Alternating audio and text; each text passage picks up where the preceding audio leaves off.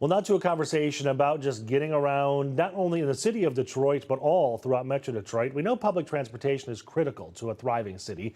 A recent Crain's Detroit survey of 400 millennials found 73% cited regional transit as their #1 priority when it comes to improving Detroit. And just last week, the city announced changes to the People Mover in an area that is seeing rapid, just massive growth. The former Joe Louis Arena stop, known as the West Riverfront Station, will now be called the Water Square Station. The reason for all that is the development in that area. The former site of Joe Louis Arena is now called the Water Square area. Luxury apartments have gone up. A new JW Marriott hotel is expected to open in 2027. That's going to connect directly to Huntington Place. Crews are working on a direct connection from 2nd Avenue to the riverfront. So, to talk about all things public transportation in Detroit, we've got the expert, Robert Kramer, Detroit's Executive Director of Transit and the CEO of the Detroit Transportation Corporation. Thank you so much for being here. So much to talk about on this topic. First of all, I'm assuming that you were not surprised in any way, shape, or form by this Crain's survey saying that millennials want regional transit. That seems to be the thing that drives them to choose where they're going to be. Yeah, I think definitely not surprising. Yeah. You hear about fewer people getting driver's licenses or waiting longer to get it. Really thinking about different priorities than stuff that we were used to growing up. Mm-hmm. Thinking about the moment you can get your car and have that independence and freedom. I think there's just a lot of other priorities, and so not surprising. But I think public transit can take a lot of different forms. And so it's really up to us to figure out all of those different mobility options that can help really cater, to the millennials. Right.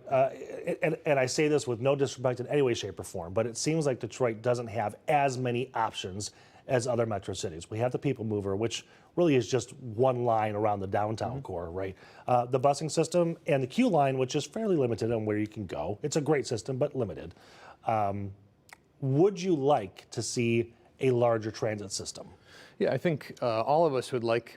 I think everyone can agree that more would be a good thing. More is better, right? Yes, more is better. I think it's really a challenge between the different systems. So you've got DDOT, you've got SMART. You mentioned the Q line, the People Mover. Yep. There's also some. There's the DAX bus to the airport. Right. There's Yep. a bus to Ann Arbor. Yep. And then you've also got Mogo bike share. You've got scooters. So it can be all of those things kind of working together. But I think it's up to all of the agencies and players at the table to definitely work as closely together as we possibly can to get the most out of the system we have, and that helps us build some momentum for the future. I've heard some stories of old when the city was first being built many years ago, that there was a discussion about how, this is the Motor City, or at the time there were those ideas, and that maybe we don't want transit. We wanted to push the idea of cars, right? Everyone should have a car, right? Is that true? And if so, is the infrastructure, are we just at a point now where it's too little too late, so there's nothing we can do about it? I think it can be all of the above. It doesn't have to be, it doesn't have to be switching from cars to only transit. If you look at, other major cities that are growing, Detroit is, we've turned the corner, we're on the way up. Yeah.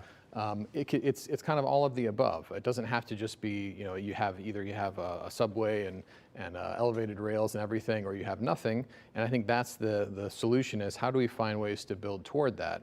The People Mover is a 3-mile loop. Yep. And it was part of, I think the mayor mentioned this last week during the press conference for the station, it was part of circulating around what was supposed to be other subways and major improvements that were feeding into downtown. Right. Well, those didn't materialize. But I think the People Mover is kind of having a moment, finding a way to support a totally different downtown. When it was first designed in the 70s, downtown was a huge office district. Yep. Basically nothing else. And so since then, if you think about our ridership being strong, as we've got free fares, but it's because we've got over a dozen parks with a ton of program. The convention center has seen all these improvements. Joe Louis Arena, that site, which was on a beautiful riverfront, but had all buildings with no windows. Right. Now you look there, you've got an apartment building, the luxury Water Square Apartments, you've got the JW Marriott, the convention center is going to be doing some renovations there. You've got 2nd Avenue now going to be extended through. Yep. So it's if and you people just living there, downtown now. well, right, and that's part of. So now People Mover, originally designed to move all of these office workers around. That's really very low on the list of priorities. Yeah. It's about getting people to events, to parks programming. and to get to all these residences that are growing, and that's becoming more of a neighborhood circulator system, Right. and then all those other services kind of getting people to other places around the region. Yeah. Okay, so that's how we got to where we are now. We're going to take a short 90-second break. When we come back, I want to ask you what the solutions are and who has to cooperate to make it happen. We'll be right back after this. Welcome back to Local 4 Live. Back now with Robert Kramer, Detroit's Executive Director of Transit and the CEO of the Detroit Transportation Corporation. Robert, thanks again for being here. I guess what I'm really trying to understand is, what is the solution? Like, in your beautiful mind, what does Detroit Transit look like? Do we bore underground? Do we put subways in? Is it larger above ground tracks? Like, what is the best way to do this? Well, I think it's kind of, as I said earlier, in all of the above. Okay. But I think that it doesn't have to be, there is no one solution. It doesn't have to be anything in particular that, well, if we have this, then it's going to be successful, and if we don't have it, it's not. And I think the People Mover is a good example. That's over its life cycle. It's about to turn 38 years old here in about a week. Through its life cycle, it has found ways to adapt, and the People Mover obviously is challenging because you can't move the track.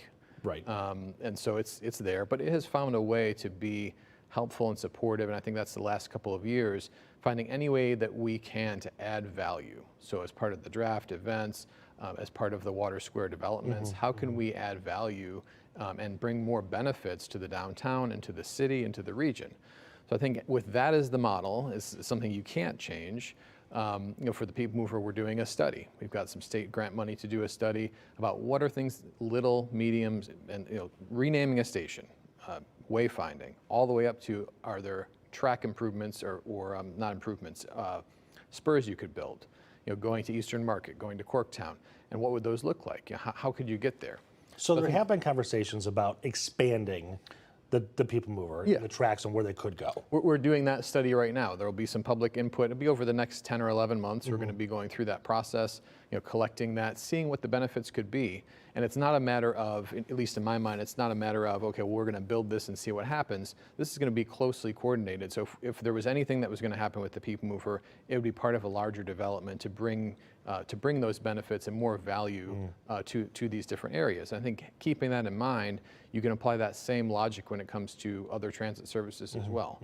I know the city's undertaking a master plan process right now where they're looking at, as the city redevelops different areas with higher density, how can that help support transit, and transit help support that density? Right. Talk about having more access to affordable housing, access to community, more development around communities. That comes with density. Transit supports the density, and so it's kind of a cycle. So it's really about thinking, how do you want the transit to benefit the other things that you want to see, which would be, of course, economic development, jobs, quality of life. Is an underground solution even feasible in a city like Detroit at this point? Well, I mean, anything's possible, but I think with the right checkbook. Yeah, no, but I think really, I think really focusing on, again, if you want to have, if you want to have reliable and fast, frequent service, it doesn't have to be, in a subway or an elevated rail. Okay. It can be bus service. It can be, it maybe has its own lane. Maybe it has, signal priority. We've talked about ways to speed up the boarding process, so making it easier and more convenient to pay with your mobile phone or with a credit card. So all of those things add up, and then as you build that and the service becomes more convenient and more attractive, then it helps to build that on its own. So I guess the real challenge then becomes the funding for anything, right? How do you make transit sexy so people are willing to invest into it? Yeah, well, I think you mentioned earlier that millennials, if we're going to take that group, really is more interested in things other than having to have a car and drive every place. Right. And so I think it could be simpler than, you don't have to do anything too crazy, but just have a system that you're building, something that just that's works reliable, well. and gets people where they want to go. And of course, that's really challenging when you have a region that's pretty big. Right.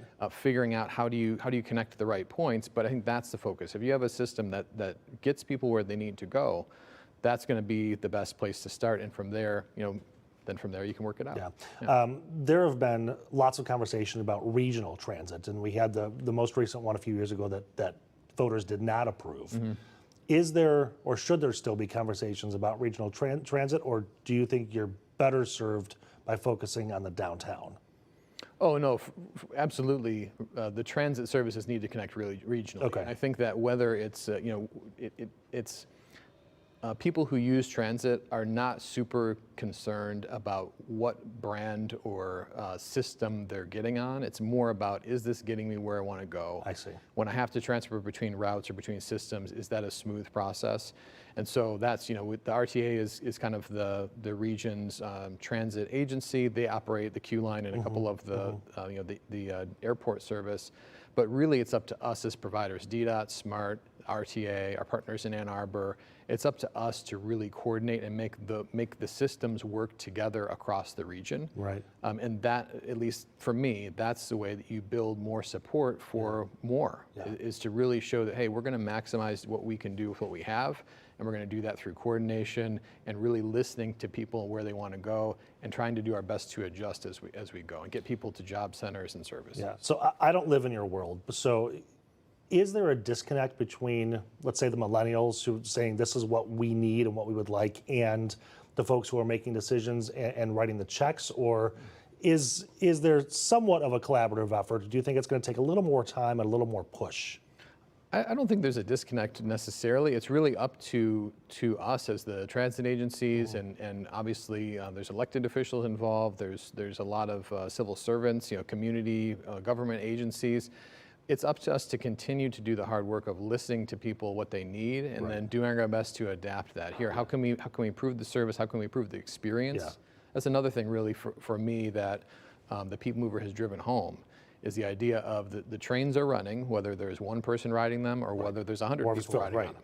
And so thinking about almost from a hospitality standpoint is how can you do everything you can to improve the customer experience? And that's the way to make it a more attractive option. Yeah. And then that leads to the benefits. So that's the same thing when it comes to DDOT, when it comes to SMART, is thinking about how can we improve the customer experience, make the transfers easy, make it able to track the bus when it's coming, make it as easy as possible to pay and understand how to pay.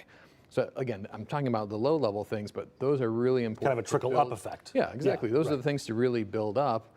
You're not just going to start with building a new subway. You've got to really, one step at a time, build up the systems. Producer Stephen is chiming in my ear that we're out of time, but I have one more question. I'm sorry, Stephen.